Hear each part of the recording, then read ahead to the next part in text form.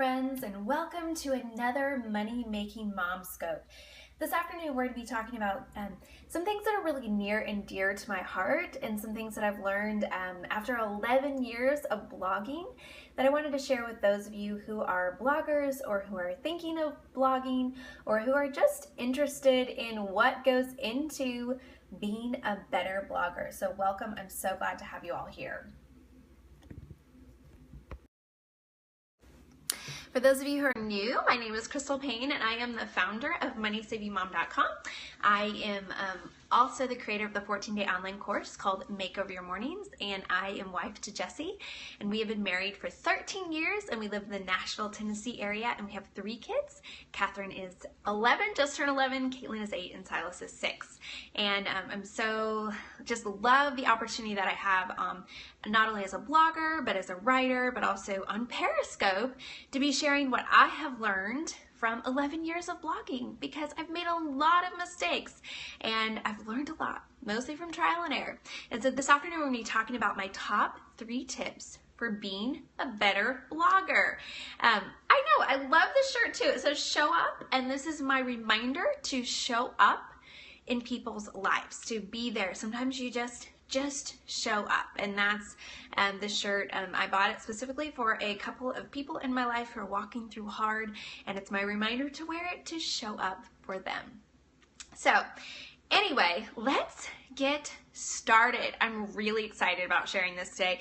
We've been talking a lot about blogging ideas, and we've been talking a lot about how to not run out of blog post ideas. Well, I kind of wanted to end out this series with some of my very favorite tips, and these are ways to get blog post ideas and not run out of blog post ideas, but they go deeper than that. It's a lot about how to be a better blogger. And so the first suggestion that I have is to experiment regularly. If you want to be growing as a person and as a blogger, never be content with the status quo. Never say, I've learned it all. I've got it all figured out. I know everything there is to know, and I'm done. And I can just keep doing what I'm doing. Because here's the thing. Social media and the online world is constantly changing. And we have to evolve and grow and learn along with it, and always be experimenting. Always be stepping outside our comfort zone, trying new things like Periscope. That wasn't even around last year. We wouldn't have even really thought of the idea last year. And now it's become, for us personally, for my business, it's become a big part of what I do each day. It's a big part of our business strategy. It's a big part of our content creation. And it's something that I love. So you have to be experimenting. You can't just get content with the status quo. And so some of the things that I would really encourage you to do, gotta find where I wrote about this on this blog post. Okay, I want to challenge you to try something new. I want to challenge you to say, every month or every quarter, I'm gonna try one small new thing. It doesn't mean that you have to revamp a whole bunch, just one small new thing. And Stacy just made some comment that I missed, but it was something about when you stop learning, you might as well just die. And it's like, my thought is, the day that you say, I got it all figured out, I'm good, I don't need to experiment anymore, is the day that you as a person and your blog begins to die. So always be experimenting. Try something new. Never get completely comfortable with doing things the way you've always done them. Now, this doesn't mean that you have to constantly be like, oh no, shiny thing, new thing, shiny thing. I gotta be chasing after all this crazy, because there's always something new that you are supposed to be doing, you know? And all the quote experts say that you have to be doing this thing, or you are going to like lose all of your readership and everyone's gonna go away and your blog is gonna die. Now, that's not what I'm saying. I'm saying to challenge yourself to be experimenting and to be learning and to be trying new things. But don't feel like you have to do what everyone else is doing. Be you and do you well. That's what matters most. But challenge yourself to experiment. For instance, right now we are experimenting with Facebook ads. I have never done much with Facebook ads. I dabbled in it a little bit last year, and then I was like, this is too overwhelming. But I got brave, and we're experimenting again. And I am having so much fun. And guess what, guys?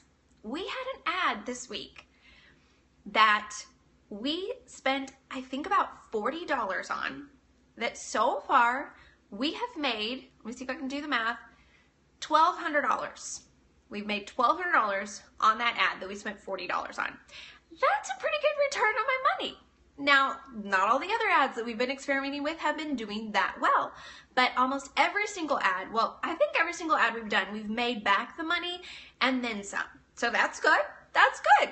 But I'm realizing that, you know what? There's a lot of potential here, and it's hardly going to take me any time. And so I'm learning this along with someone else on my team, and we are having so much fun experimenting with this. And had I said, you know what? I don't want to mess with that. It's too much work. It's too much trouble. And I said that for a long time until I had kind of that breathing room in my life where I said, okay, we're going to try something new. What made that ad convert so well? I'll tell you what it is. It is Amazon right now. If you sign up for the Amazon Baby Registry, you get a free $35 gift package. And so we have been promoting that, and people are signing up. And every time someone signs up, we get a $5 bounty for them signing up. It's a win-win because they get this cool freebie and we get $5. And it's free for everyone. You have to have Amazon Prime to do it. But it's a simple little thing. And I don't know if it'll keep going on like this, but we're having fun experimenting. This afternoon, we tweaked some things on the ad and we're like, okay, let's try it a different way. We'll see if it continues to convert. I don't know. But so looking for those opportunities to say, okay, we're going to try a few things with Facebook ads today, and we're going to learn from it. And I knew that when we started trying this, that it could be something that in 6 weeks from now, I'm like, you know what? This is just too much trouble and we are not seeing good return. But I said, we're going to commit to try it for 6 weeks. And so far, I've been super impressed and I'm having a lot of fun with it. So experimenting regularly, you never know what you will learn. And you're going to learn some things don't work at all. But you're going to learn some things really do work. So challenge yourself to be experimenting regularly. But just do one thing at a time. One experiment at a time. You don't need to be experimenting with a whole bunch of things all at once because you're going to overwhelm yourself. So yeah, I'm not even promoting my own products on Facebook. I am doing what we're trying, and I'll let you know, I'll keep you posted, is we're trying posts that we've done on our site that have good conversion rates and that have done well on our site. That I actually found the Amazon baby thing because I was on the plane and the person who does my reports, no, actually that's not even the case. I was on Amazon and I was on the plane and I was actually doing something on Amazon, and I just happened to look at my, this was this weekend, and I happened to just look at my numbers and I was like, we had this huge spike a couple days ago on bounties. What was up with that? And it was something that we'd posted on our site that had done really well. That because if you don't track those things and pay attention to those things, you don't know. And so experimenting regularly and tracking those things and then realizing that did really well. So let's try it as a Facebook ad. So we're just learning, and I will keep you posted because I don't know what I'm doing, but I'm having fun experimenting. But I did Periscope for a long time. That was what I was focusing on, and that was what I was experimenting with. And now I feel like Periscope has just become kind of a habit, and it's part of my life, and it's what I do, and I love it. So I feel like I've gotten it good enough that I'm like, okay, now I can move on to something else. I still want to keep improving in Periscope and learning with Periscope, but I feel like I've got a good thing rolling, and I focused on that for a number of months, and now I can move on to something else. So what I challenge you is, don't feel like you don't go out and experiment with a ton of things at once. Pick one thing and focus on that. I love that you never heard of me until Periscope. It is so fun. I have met so many cool people, and people that maybe I'd kind of heard of and they'd kind of heard of me, but we've really connected through Periscope, and that's been super cool. Has Periscope increased our traffic? That is a great question, and we'll just go on a little tangent here. Periscope has not increased our traffic that I can really measure because, or I should say measure, because I say measure wrong. I'll say measure. I can't really track it because what I'm doing right now, because our traffic, we get so much traffic, it's hard for me to really say that it's significantly increased our traffic. But what it has done is it's built our email list. And the Money Making Mom email list, I built almost entirely on Periscope. We have, I think, close to 35,000 people on that list now. We started it in October, if I'm remembering correctly.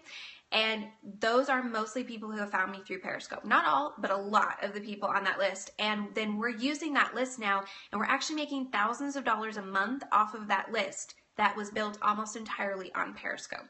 So it's allowed me to build specific lists that are now generating income that are aside from my main blog and are to a specific targeted market that I wanted to be able to reach, but was kind of outside of my blog. So how did I do that? I did that by directing people to my free 5-day course. That's how I make a full-time income from home. If you go to MoneyMakingMomBook.com, there's a free 5-day course there that you can sign up for, that it's a video course, and it kind of gives you the behind the scenes look at how I make a full-time income from home. So I've been promoting that on Periscope, especially when my book, Money Making Mom, came out. I did a lot of scopes on making money online, kind of almost every single day I did a scope, pushed people to sign up there, and that was how I built the list quite quickly. We've also promoted it on my blog, but the majority of people have signed up through Periscope. So that is how I've built that list, and it's been really cool to see. It's surprised me, and it's been fun to see how Periscope has been so successful. Okay, so 1, experiment regularly. 2, build community. This is so important. Build community. I think people can kind of almost forget that this is a really important aspect of blogging. Community is really important when it comes to blogging. There's so much that I have learned and done the wrong way in this regard, but I want to challenge you to really listen to your readers. Engage with your audience. Even if there's just a few people, listen to your readers. You want to hear from them. They are the people who are bringing you to the dance. And if you forget to listen to them, that's when you're going to have problems. If you get a big head and think, I got this figured out, I don't need to listen to anybody, I know what I'm doing, you're going to be in for some trouble. So listen to your readers. A community is where people feel welcomed, heard, accepted, and a part of something. You want to make your readers a part of something. Something that's bigger than you. You want them to know that they have a voice, that they have value, that they have worth. Yeah, do any of us really know what we're doing? Oh my goodness, when people come up to me, it's so funny. I was at a conference not too long ago, and it was, one of those business conferences, and this guy had been waiting and waiting and waiting, and he came up to me and he was so excited, and he goes, so what plugin do you do for whatever? And I looked at him and I was like, I'm really sorry, but I have actually never installed a plugin, and I don't know. Poor little guy. He was so, not little guy, but poor guy. He was so deflated. And I think it shocked him, but I think it was good for him to realize, you know what? We're all just like, we don't know what we're doing. And just because this blog sometimes looks like it is, I feel like it can look good on the outside sometimes, but on the back end, it's like all taped together with duct tape. And so, yeah, we're all in this together, and none of us has it all figured out. That's for sure. So listen to your readers. I have learned and grown so much by listening to my readers. I've learned and grown so much just through blogging. And one of the things that I've thought, people think you've got the secret, when it's like, no. I remember this guy, he sat me down, and he was like, we were at this conference, and he sat me down, and he's like, I've been waiting to talk to me, and he's like, so tell me what your secret is. And I looked at him, I go, there are no secrets, just hard work. Again, I think the poor guy, he was like waiting for me to just give him the secret sauce. It's hard work. So as the blog has grown for me, a lot of people have suggested, they're like, there's no way that you should not be reading your own email. You should not be reading your comments. You've got to delegate all that stuff. And I have delegated a lot of stuff because I can't do it all. There's no way that I can do it all. But one thing that I've fought really hard for is the fact that I want to have my finger on the pulse. I want to know what people are saying. So a lot of the critical emails that come in, even though my team doesn't want me to see them, I want to see them because I want to know. If someone doesn't like something, it doesn't mean that I have to change it, but I want to know because that's how I improve. If I only have yes people around me who are just like, absolutely, you're amazing, you're wonderful, that's what I surround myself with, I'm going to start getting a big head. But when I listen to the critique, when I hear the hard comments and the pushback and the people who are saying, you know what, I don't agree with that. I don't think that was a good idea. I think you should consider this. I don't like this. It helps me to, one, it keeps you humble, but two, it helps you to not just think that you got it all figured out. And it helps you to think outside your own little bubble and consider other people's perspective that you wouldn't know otherwise unless you listen. So I've chosen not to delegate a lot of the social media.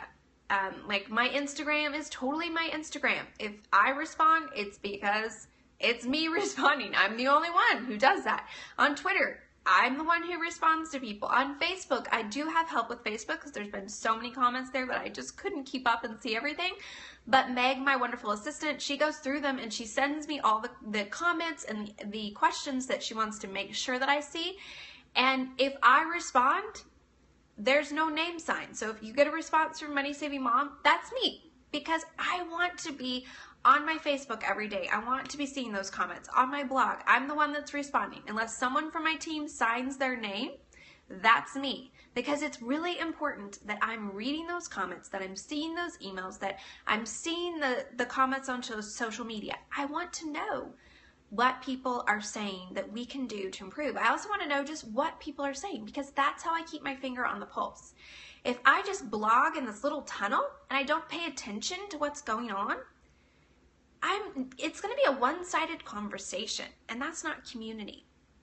And so I want to build that community. So I just challenge you to pay attention to what's being said, especially as your site grows. Really, really pay attention. Now, no, there's no way that you can follow everything. I mean, you're not going to please everybody, and that's okay. You have to do you and be really solid in who you are and what you're called to do, but always be listening. Because by listening, then it gives you ideas of things to experiment with and things to learn in areas that you need to grow in. I've learned so much from constructive critique, and I ask people for it. And honestly, I want it. And I won't allow anyone to be on my team who is not willing to give me constructive criticism because I need it. I need it. I don't want to surround myself with yes people. I want constructive criticism.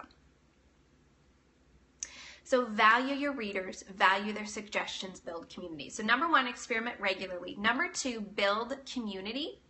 And as you're doing, as you're growing, if you're small in the beginning, just remember that as you grow, remember that you want it to be about community that you're fostering, not about setting yourself up on a pedestal. Foster community.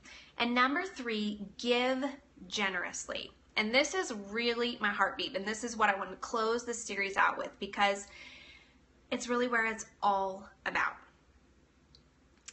I'm going to let you in on a little secret. I told you there was no secrets, but I do have one little secret. And that is one of the best ways that I have grown my blog is by promoting other people. And from the beginning, I committed to be a conduit with my blog, not a stagnant pond. I didn't want to come across as I had all the answers, because I don't. I can't be all things to all people. I don't have perspective on a lot of things because I haven't walked in those shoes. I haven't been a single mom. I haven't had teenage kids. I haven't been an empty nester. I haven't walked through so many other situations that a lot of people have. So therefore, I can't be all things to all people. I can offer of myself what I have to offer from my life experience. But I know beyond any shadow of a doubt that I can't speak to all situations. So I want my blog to be a conduit to send people to other places where they will be more helped than I can help them, where there's going to be more benefit for them than I can give them. Because I can't blog about all the kinds of deals. I don't. I can't write about all the things. I have to just be me and do what I can do. So by promoting other people, that's one of the best ways that I have built my blog. So I really challenge you to promote other people. Get up every day and think, who can I celebrate and cheerlead today? Who can I promote today? Who can I bless today by linking to them, by tweeting about them, by sharing their post on Facebook? Who can I celebrate and support and cheerlead today? Because I want to tell you guys, there is so much competition in the blogosphere and it makes me utterly sick. It's sickening that people feel like it's okay to step on other people and make other people their step stools just so that you can get up on a higher level. For what? There is no blessing in stepping on other people so that you can get some higher position, higher place, better offer, whatever it is. There is no blessing there. And I can tell you that. There's nothing there. So promote other people. Be about supporting other people. Be about pointing out other people. Find the good and praise it. That's really what I want to be about. And so that's why I want to challenge you. Give generously. See yourself as just a conduit of blessing. And I will tell you this, when you live your life with outstretched hands, you let God just flow through you and you don't keep your fists clenched like this. You just give it away. There is so much blessing there. There is so much joy there. It is so fun to see other people succeed. It is so fun to be a cheerleader and to get to wake up every day and think, who can I promote today? Let's stop being competitors and let's be cheerleaders. Sometimes when brands will come to me and they'll ask me, they'll say, so can you kind of tell me, like, who would you consider to be your competitors? And I always say to them, I don't have any competitors. We are a community. We are not competitors. And when you approach it that way, it makes everything so much easier because you don't have to worry about what someone else is doing. You can just do you. Stop worrying about who's beating you at whatever and just be you. Sometimes I'll tell people, I'm like, you just need to stop looking at your stats because your stats are driving your significance and your importance. And you just need to stop paying attention to that and just do what you're called to do. Promote others. Share your knowledge. Share your knowledge. Don't hold back. I want to tell you guys, like if something's working for me, I want to let you know. I want to tell you exactly how I'm doing what I'm doing because I want you to go and find some inspiration from it and go do it too because I want you to be successful. I want to see you be able to make a part-time or full-time income from your blog or from your online business. That makes me so happy. I want to be the little stone that's thrown into the pond that has the ripple effect. And I want it to, I want my life to have that ripple effect. I want to have that legacy. And you do it by promoting other people and by freely sharing your knowledge. Don't hold it back. Just lay it all out there. Let people, give them the best stuff. Don't hold it back for yourself, because that's just stingy, and there's no blessing in that. And finally, I just want to challenge you with this whole give generously thing to blog for something bigger than yourself. What is your purpose for blogging? Make it about something bigger than yourself. Blogging for income or fame won't give you the lasting satisfaction or fulfillment that blogging for a bigger purpose will. And I can tell you from firsthand experience, I've had some really cool opportunities. I got to go and be on Good Morning America. I've been on Fox. I have, had a New York Times best-selling book. I've made 7 figures off of blogging. I mean, I've had all of these things happen. But I can tell you this, that none of it pales in comparison to the bigger purpose for me. And that is to make a difference. When I go to South Africa and I see those little kids and I look into their eyes and I know that they have food, that they have shelter, that they're being taught these educational skills, that they're being taught to be leaders, that these little kids are going to rise above their community and their culture and everything that they've always known. And they're going to rise above that, and they're going to be leaders, and they're going to go out and they're going to make a difference in that community, and they're going to have that ripple effect there in their community. That is so much more worth it than me winning any award, making any dollar amount, any of that. It pales so much in comparison to that. And so you need to blog for something bigger than yourself. Because if you're just chasing after the next number, the next award, the next level, the next opportunity, you just chase, you're never going to be satisfied. It is never going to be enough. Because when you hit that next level, you get that next opportunity, you make that next $1,000, whatever it is, when you get there, you're going to look for the next thing. And you're never going to be satisfied. And I can tell you this. I can tell you this 100%. It will never satisfy you. So blog for something bigger than yourself. And no matter what happens, no matter if the opportunities come or if they don't, no matter if the money comes or if it doesn't, you're going to have the joy and the fulfillment that's worth more than all the money in the world. So be a generous blogger. Catch a vision for what your unique gifts and talents are, and go invest your life in things that matter. Because at the end of your life, at the end of the day, I want you to look back, and I don't want you to see the money you made, the accolades that you got, the awards that you won, the opportunities that you had. I don't want you to see any of that. I want you to see the people's lives that you impacted. And maybe it was just those little people in your own home. Because that's what really matters. So, number 1, experiment regularly. Number 2, build community. And number 3, give generously. That's what I want to share with you. And I hope that this has inspired you and encouraged you. And remember that you have a purpose, you have a calling, you have worth, and you have value. And I want you to go use your gifts and your skills and your talents to make a difference in the world, because the world needs you. Thank you.